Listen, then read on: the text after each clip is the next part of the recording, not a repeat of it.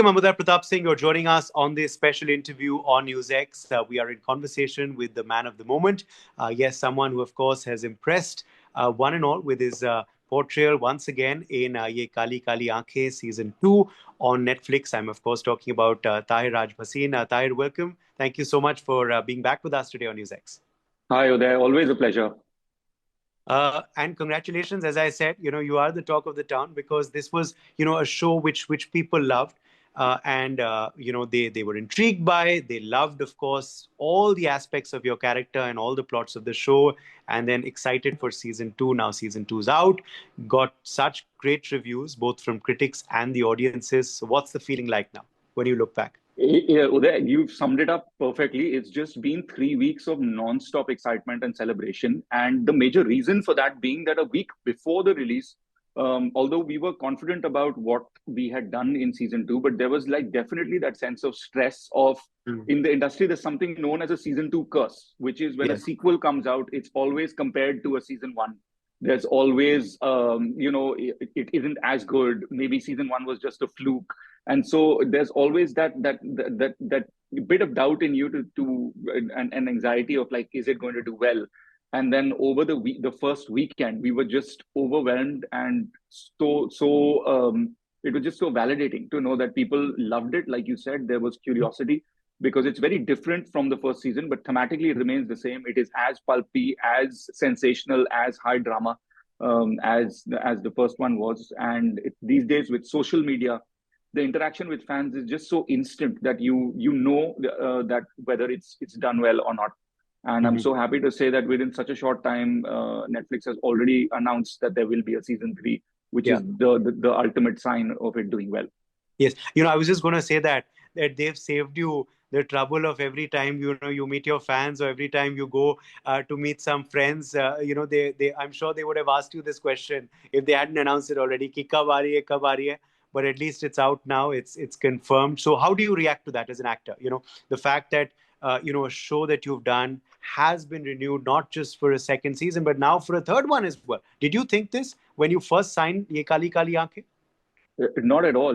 When you first sign on, it's such a haze of excitement, and it's a sort of if for people who watch the show will know the show sort of plays out through my character's head, in the sense there's a voiceover of the inner monologue that is driving the show. So it was a bit of a responsibility, and I was just hoping and praying that season one is well received.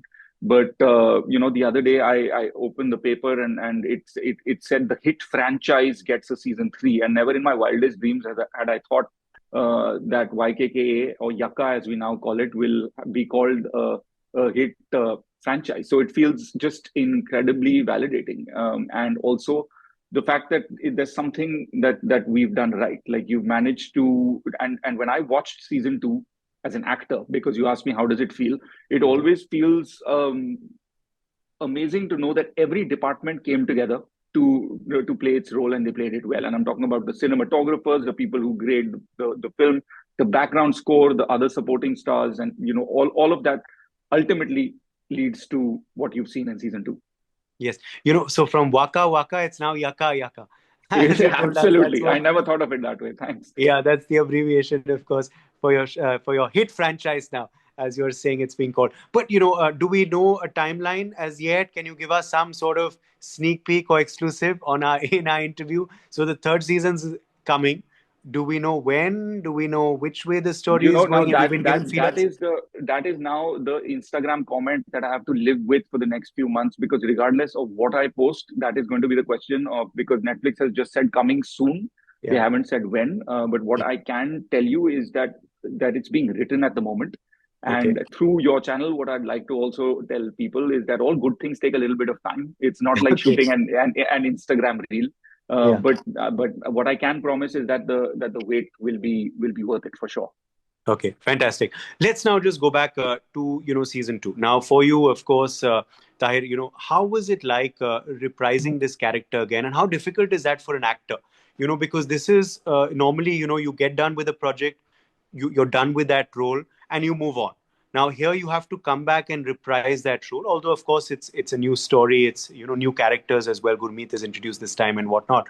But for you, how is that? So how do you get back in prep and get back on set with that same body language, that same wavelength that you probably had in the first season? Do you watch the first season again? How do you prep for it? That's a great question, this was my very first time returning to a character because the majority of the work that I had done before this is work for the theater, work for Yeah. cinema, and this is my first time doing a sequel.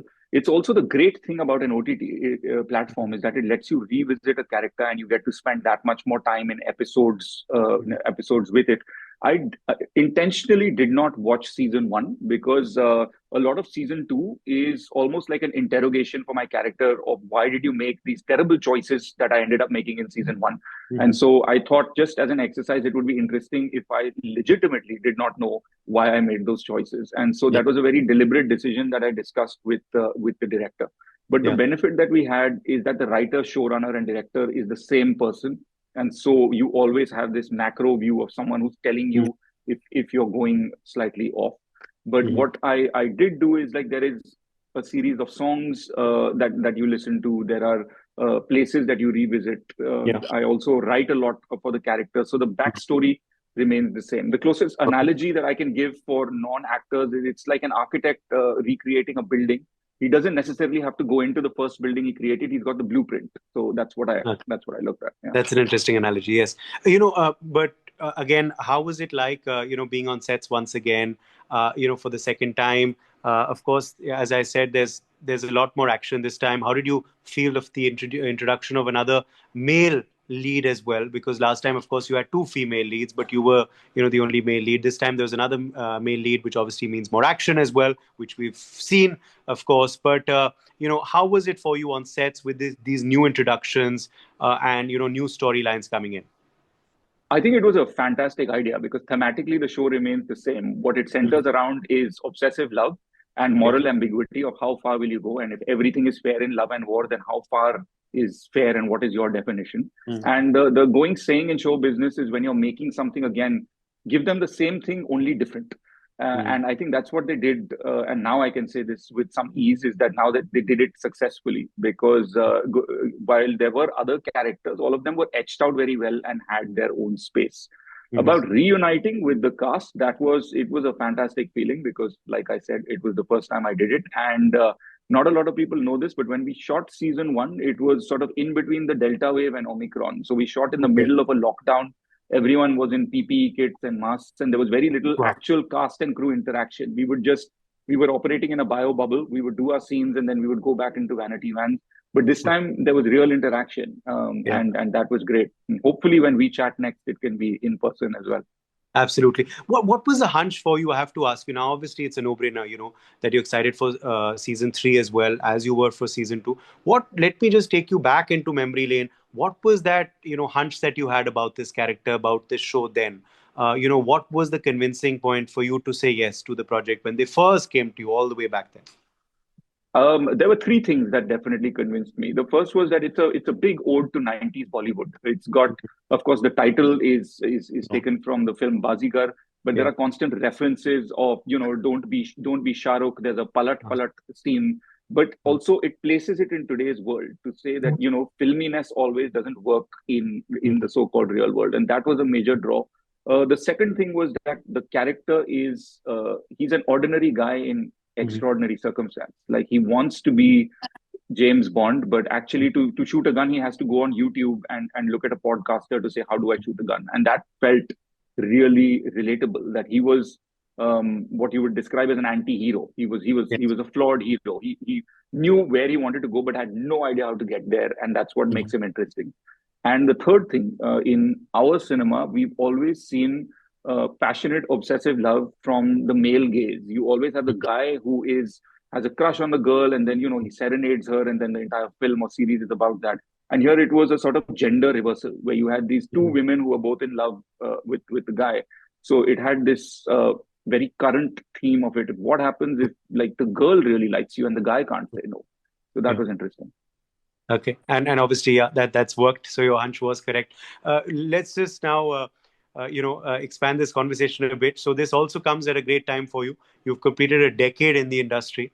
10 years has flown by. It was 2014 when Mardani released, and now 2014 end when Ye Kali Kali Aankhein season 2 has got you such great reviews. So how does it feel? Has this felt like 10 years firstly?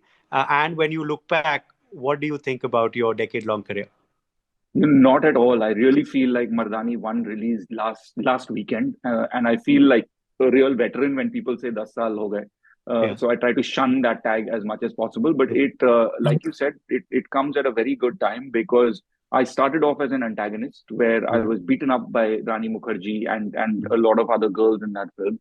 And now to be in a sort of romantic crime drama where there is not one but two women romancing me, it seems to be like a life, like good karma that I had earned back like 10 years ago, coming a Yeah. full circle. And also it feels great that YRF there's recently talk about a Mardani 3 happening. So Yeah. even Yeah. though I'm not in the franchise, but the fact Yeah. that the film still continues Yeah. is really special to me. Absolutely. And, also, of course, your choices, now when you look back at these 10 years, would you have done something different? Or do you believe that, your choices have been validated by your career trajectory? Taking on, of course, some negative roles, but impressing through those negative roles, of course, taking on again different characters, doing some very successful work on OTT, be it this one or be it Sultan of Delhi, of course, as well. When you look back, would you have done anything different? Or are you pretty happy with how the trajectory spanned out? Not only am I happy, I'm very proud of that. I am Yeah. what you would define as an outsider in this industry. And so, Yeah. the saying is when you have nothing to lose, everything is a win. And that's where I was starting off from.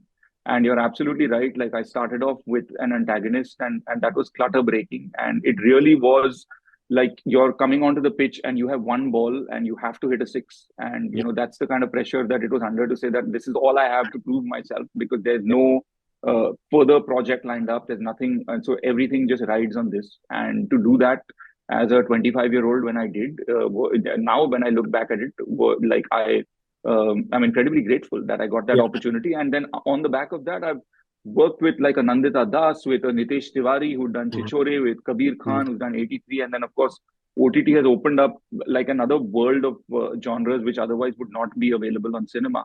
And I Yeah. think we're going into a fantastic time because we're reaching a point where an actor can work in both cinema and OTT. So Yeah. it's a great time. अभी आपने cricket analogy दिया कि you had to hit it out of the park for a six, so I'll ask you a cricket related question as well. There's an award that's given often in IPL matches, which is called game changer of the match. At the end of the game, for a player who, of course, changed the course of the game for his or her team. Which do you believe has been a character or project for you, one or two, that changed, your game? I would give it to of course Mardani because there's nothing like a first. That opening debut is Yeah. something special both in cricket and in film. And the Okay. second I would give to Vikrant and Siddharth Sen-Gupta, who is the director of Yeh Kaali Kaali Ankhein, because sometimes you just get a script where even in your wildest imagination you did not see yourself playing that. And for someone to have that faith to say, "Hey, I've seen your work and I know you can do this," is a lot of trust. And it's a season of re-releases. If you could have one re-release, which one would that be? Maybe next year. That would have to be Chichore because I feel like it's got such a heartwarming lesson to say that it's Mm. not always about the victory, it's about the journey.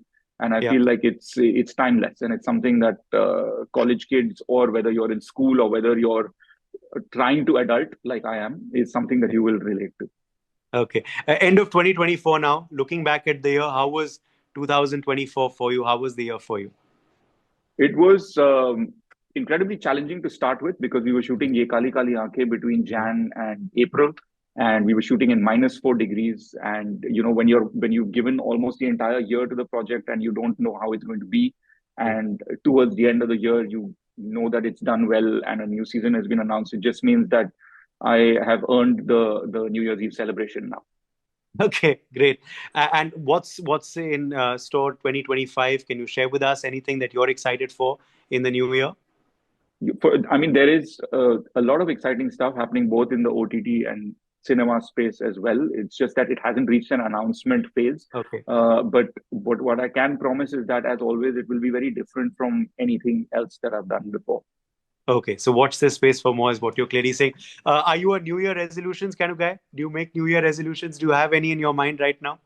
I do for sure. I mean, one thing that I want to, an actor is always greedy for, hey, I want to do lead parts and I want to tell interesting stories. But what Mm, I also want to do is take out more time for travel, take out more time mm. for friends and family, because I feel in this rut of work, we very often tend to ignore the things that are equally important, if not more.